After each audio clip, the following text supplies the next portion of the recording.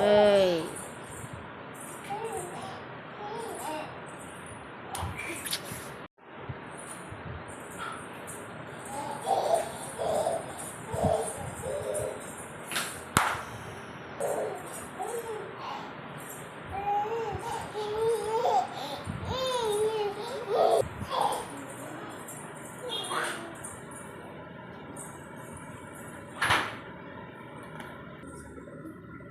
ప్రారంభించిన సందర్భంగా సికింద్రాబాద్ చెందిన ఉదయ్ పటేల్ అనే 11 బాలుడు రూబిక్ క్యూబ్స్తో రాముడి చిత్రాన్ని రూపొందించాడు.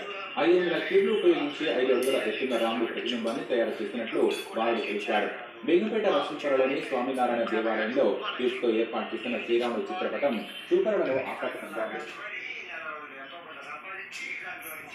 అయోధ్యలో రామ మందిరం ప్రారంభించిన సందర్భంగా సికింద్రాబాద్ చెందిన ఉదయ్ పటేల్ అనే 11 బాలుడు రూబిక్ క్యూబ్స్ తో రాముడి చిత్రాన్ని రూపొందించాడు.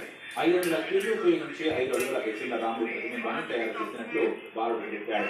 బేగంపేట రసూల్పురలోని స్వామినారాయణ దేవాలయంలో క్యూబ్స్ తో ఏర్పాటు చేసిన శ్రీరాముడి చిత్రపటం చూపరులను ఆకట్టుకుంటోంది.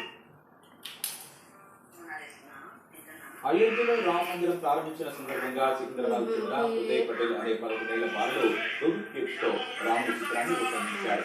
500 క్యూబ్లు ఉపయోగించి 5 అడుగుల ఎత్తున్న రాముడి ప్రతిబింబాన్ని తయారు చేసినట్లు బాలుడు.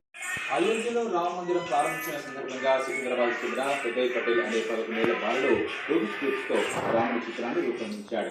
500 క్యూబ్లు ఉపయోగించి 5 అడుగుల ఎత్తున్న రాముడి ప్రతిబింబాన్ని తయారు చేసినట్లు బాలుడు తెలిపాడు. బేగంపేట రసూల్పురలోని స్వామినారాయణ దేవాలయంలో క్యూబ్స్తో ఏర్పాటు చేసిన శ్రీరాముడి చిత్రపటం చూపరులను ఆకట్టుకుంటోంది.